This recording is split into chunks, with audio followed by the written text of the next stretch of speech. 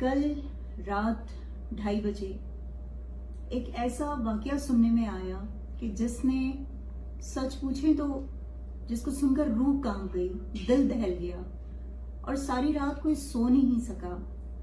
इतना जुल्म, इतनी बर्बरियत और इतना जबर, ये तो शायद उस दौर में भी नहीं था कि जब जो है हम हिंदुस्तान के वासी थे, जब हम वहां पर जिंदगियां गुजार रहे थे और हमारे आबाओ अजदाद जो हैं उन्होंने जंग आज़ादी लड़ी थी। तब भी शायद ऐसे हालात और ऐसी बर्बरियत नहीं थी जो आज अपने ही मुल्क में अपने ही लोगों के साथ बढ़ती जा रही है।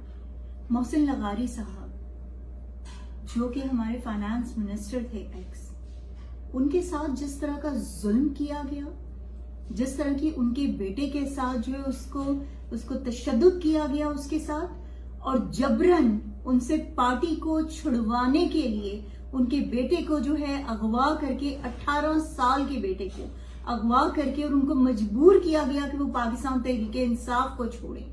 वो पाकिस्तान तहरीके इंसाफ को खैराबाद कहेंगे तो उनके बेटे को जो है छोड़ा जाएगा। कैसे बर्दाश्त कर सकता है एक बाप कि उसके सामने उसके बेटे पर इतना जुल्म सितम ढाया जा रहा हो और वो जो है वो सह जाए। पहले वो सहते रहे, लेकिन फिर बाकायदा उनको धमकियां दी गई, उनको इस चीज पर मनवाया गया कि उनको पार्टी छोड़नी पड़ेगी, तभी उनके बेटे को जो है छोड़ा जाएगा। कब तक हम ये जुल्म और तशद्दुद बर्दाश्त करते रहेंगे? क्या अपना मुल्क, क्या कोई जो है कानून नहीं है?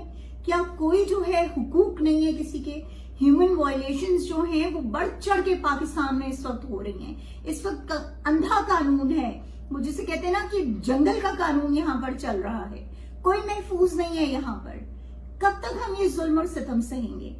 हमारी दरखास्त है, हम गुजारिश करते हैं अपनी ऑनरेबल अदलिया से कि प्लीज जंप इन चीजों पर नोटिस लीजिए, इन चीजों को हल कीजिए। ये आपकी जिम्मेदारी है।